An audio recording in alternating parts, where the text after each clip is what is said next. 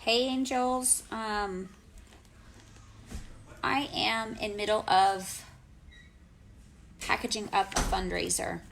I just got back from reunion last night, and I usually try to give myself a couple days before I dive into work again after reunion because it's exhausting.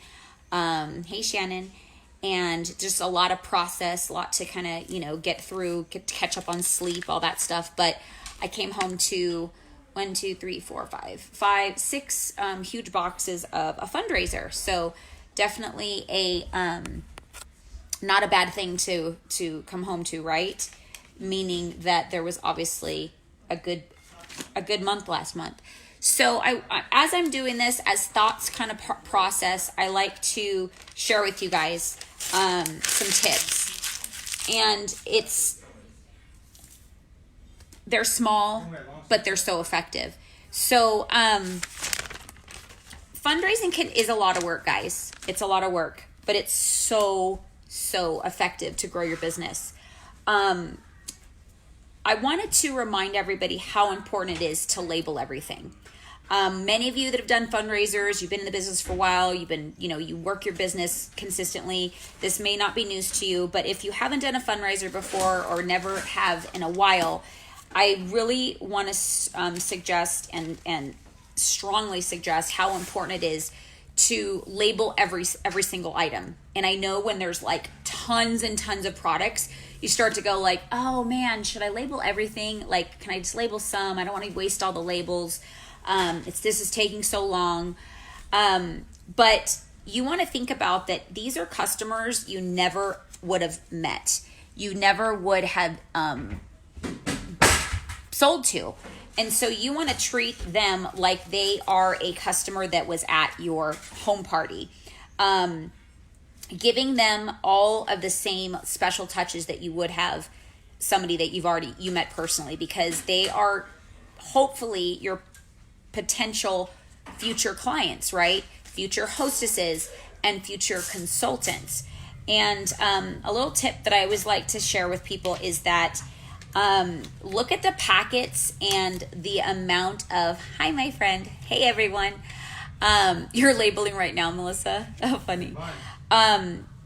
It's so important to remember that these people already know how to sell. They already have clients because they brought you back a packet full of orders, right? So we have to make sure they recognize that. They may not even think about that.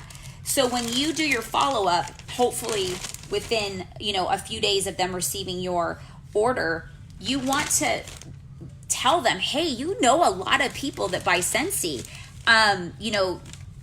You're looking, you're trying to raise money for your daughter's dance team, which basically that's what this is for. Whatever, and say, this is something that you could earn money for on a regular basis. This could be your dance team fees. And all these people are going to need refills. Now, granted, there are going to be the majority of people that bought from the fundraiser already have a consultant. But here's the thing. The customer chooses the consultant. So one of the parts of this business that we all have to remember and just accept is that when somebody joins Scentsy and they are somebody's close friend or family member, it's very likely they'll drop you like a hot potato as a consultant. I ran into a high school cheer coach for a high school and I asked him about, yay, that's awesome, Michelle. Let me know how it goes. So they'll drop you like a hot potato. You can't take it personally. It's just the way the business is. I can't tell you how many people and how many clients that have dropped me because their friend or family member has, joined Scentsy. A lot of it, some of them were, and that person joined my team, which is obviously the goal, and that would be great, but it doesn't necessarily happen that way. And so we can't get too caught up and too bummed out of shape for that, because for everybody that leaves you, there's always a new customer, okay? And that's one of the things. I stamp everything because I don't want to waste too much labels. And now I get to put the little, I'll tell you what I'm putting in a second. But anyways, oh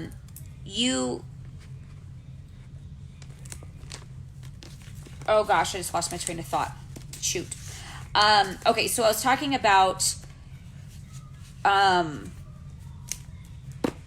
okay, so sorry. Like, I can't do two things in one time, apparently.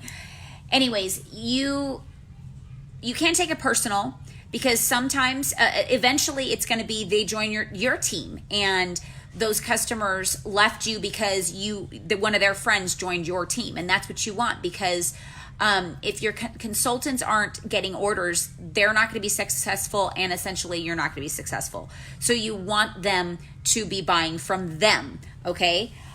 So let's, for instance, if someone in this fundraiser joins my team, with me, I like to say just join Scentsy, but with my organization, I want to encourage the people that bought from the fundraiser to buy from them, because it's going to help build their business. Now, on the other hand, you also want to ask them, what is their goal with this business? Is it just to simply, collect orders from people they know? They're not really looking to, place orders for people they don't know. That's important to ask, because you don't want to give all these orders away, possible reorders or hostesses or possible other consultants to join just because they joined. Because believe me, I've made that mistake. And, that person ends up not staying with the business, and you just gave away all those customers, and you haven't followed up with them. And it's kind of weird, not that I still don't, but, it's weird saying, oh, hi, I've never followed up with you because I was hoping that this girl that joined Scentsy would, if that makes sense. So be very smart with, talking to the person that joins about, what are their goals? What are they trying to do? I would stick with the people that ordered for them. And then if the other people, like the other moms on the team per se, because they see them every day, ask you, can I order from so-and-so because she joined Scentsy? By all means, if that is what they want, again, the customer chooses the consultant, that's, you want to encourage that. Now, the other people that ordered from you, which was from the, sorry, I spelled this word wrong, from the fundraiser, you want to still follow up with those people, because it's very likely that they don't have anybody following up with them. Does that make sense, you guys? I really hope it does.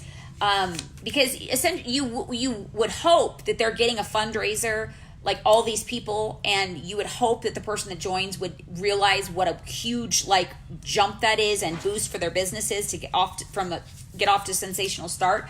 But not everybody's going to do that. Not everybody's going to take advantage. So you don't want to lose the business that you hopefully gained by your fundraiser, and then hurt your business. Now, what I'm putting in this time, I wrapped up the fall product list that I got from Reunion. I stamped them with my info, and then I'm putting a business magnet in there. My card, but with a magnet on the back. I have their order form. I have a sample. I have the Scentsy Pets introduce flyer, and then I have a join flyer. Now, I write down every sample on the order form, and then I will go back and enter them into my Amy app, which used to be called Maven. So it'll remind me what I gave them a sample of. I'm also, there's little fundraiser thank you cards in Scentsy Success that you can write out. I'm going to, once I have everything packaged, I'm going to write all those out so they know what the fundraiser raised for that fundraiser, like what the total donation was, and thanking them, and then also my information, so if they want to do a fundraiser. And what I'll do is I'll just put it right here in the little pocket once I'm done. So just because I've been gone all week, this fundraiser's been sitting here since I've been gone, So I just want to get the packaging done, and then if it takes too long, I may just throw the thank you card in there, or I might even, which is probably what I'm going to do, I may just staple the thank you card right to the to close up the bag. I also there's customer info stickers that you could buy from Scentsy. These are the old ones because I haven't used them all, but I think they have new ones. And I put the person and then the child's name at the bottom.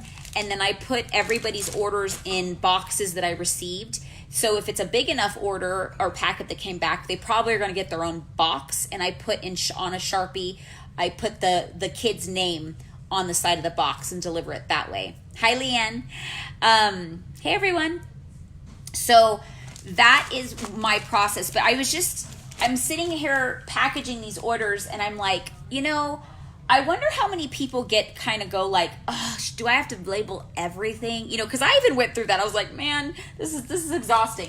But then I remembered, from my own experience, how important it really is. You never know. I mean, I've had customers literally say that their daughter snagged all her bars. And so, hi, Jamie. And then the daughter, I don't know the daughter, right? And so when she needs new bars, I want her to be able to contact me because I don't have any contact information from her. I mean, and it's kind of weird. I mean, I'll do it anyways, but you may feel uncomfortable asking your customer to say, hey, can I get your daughter's information so I could follow up with her? Honestly, I've never had anybody say yes. They always say, oh, it's okay. They'll just order with me when they need more. So you just don't want to leave, you don't want them to be without information in case the daughter randomly needs to place an order, right? So they have your information. And I have had the daughter, or I'm just using one example, but many situations, the person that took the bars or the whatever they stole from their friend or their family member contact me because my label was on it. So important, you guys. If you are delivering products without labels, you're hurting your own business. Label everything. Hi, Lisa. Underneath the warmers, if there's a space, inside, at least on the box. And I put a business magnet in every warmer, you guys. I don't care if they've already bought 5 warmers from me. I want to give them that so then they could pass them out to their friends. So, all right, that's my little short and sweet little fundraising tips as far as labeling. Very important. And I just in case you're wondering, I spread everything out. I check all the labels once they come back, the packing slips, to see if there's anything on back order to notate that. And then I just go through each order and just, put the orders together and do the finishing touches as far as wrapping them with little, closing the order up with a ribbon at the very end.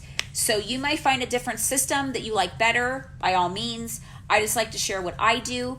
And every time I do a fundraiser, guys, I learn something different. I, add a system, another tip or another system that I do to my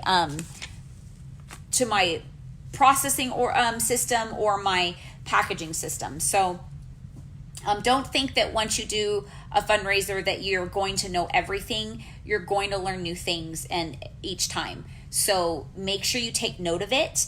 If you've maybe made a big mistake and you did something, make sure that you take notes of what that mistake was so you can learn from it and, make each fundraiser a little bit smoother. All right. Love you guys. Have a great day. Please, I pray that you're all on our 5 o'clock call tonight, Pacific Standard Time, to hear from the people that went to Reunion, their aha moments, their tips that they got, and why you should be planning starting now for your trip to Salt Lake for Reunion next year. All right. Hope to see you tonight. Love you guys. Bye.